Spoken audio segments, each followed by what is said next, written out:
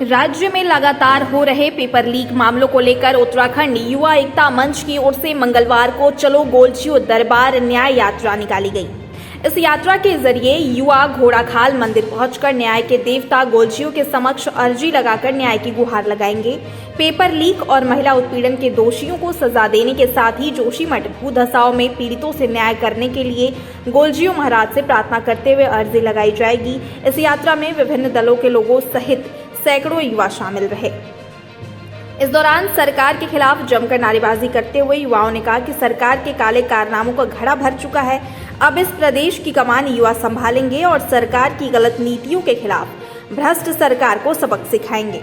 उन्होंने कहा कि सरकार हर कदम पर विफल होती आई है और अब तो आलम यह है कि आए दिन इस सरकार के काले कारनामों का नया चिट्ठा खुलने लगा है।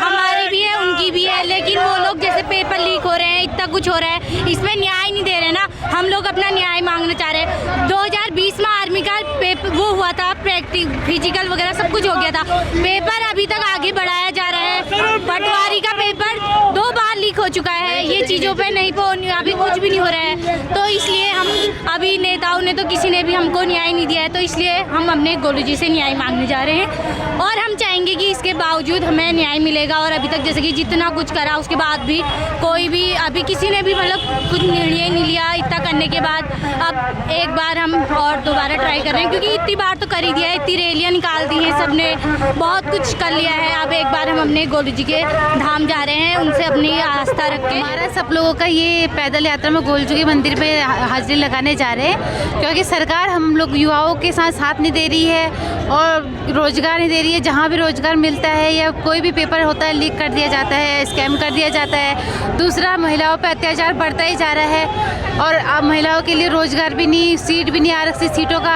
वो भी नहीं हो पा रहा है। इसलिए हम सब ये प्रार्थना करके जा रहे हैं कि गोलजू से हमारा निवेदन है कि यही कुछ कर सकते हैं बस हम। देखिए, जिस प्रकार से उत्तराखंड में आज पेपर पे पेपर लीक होते जा रहा है, जिस प्रकार से उत्तराखंड में महिला उत्पीड़न होता जा रहा है, हमारी बहन अंकिता भंडारी को अभी तक का न्याय नहीं मिल पाया है।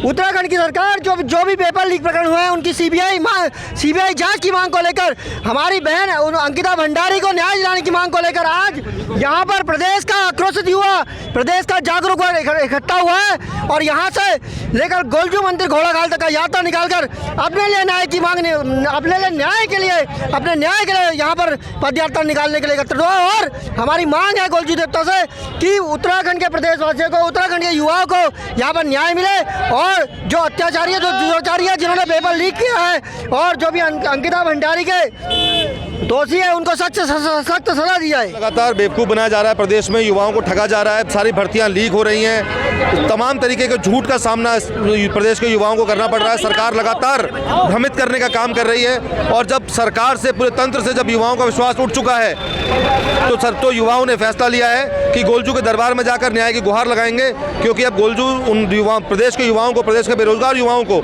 जो हमारे एस्पिरेंट्स अलग अलग परीक्षाओं के, उन सबको लगता है कि अब गोलजू ही एक अंतिम दरवाजा रह गया है जो यहाँ के लोगों को, युवाओं के साथ न्याय कर सकते हैं। उत्तराखंड की जनता पूरी तरह त्रस्त है। बावजूद अपनी मांगों को लेकर लोगों ने महीनों के महीने धरने दिए, चाहे वो स्टाफ नर्सेस का हो, चाहे वो आपका अभी भी खनन जो व्यापारी है, जो गौला में वो बैठे हुए समिति, संघर्ष समिति वाले लोग, और इसके अलावा बेरोजगारी को लेकर जितनी भी कंपनीज गई, वहाँ के जो लोग युवा बेरोजगार हुए, चाहे वो चिकित्सा व्यवस्था हो, चाहे शिक्षा हो, तो चाहे अंकिता हत्याकांड का मामला हो, तो सरकार ने कहीं ना कहीं ये साबित किया कि वो जनता की भावनाओं के विपरीत काम कर रही है। आज जब कोई सुनवाई नहीं हो रही इस प्रदेश में, तो युवाओं ने आज बीड़ा उठाया है कि हमारे न्याय के देवता गोलजू महाराज जी के दरबार पर जाके इस सरकार के खिलाफ जो है वो मांग करेंगे और अपनी जितनी भी मांगें न्याय के देवता के सामने जाके, सम्मुख जाके प्रार्थना करेंगे, उनको न्याय दिलाए।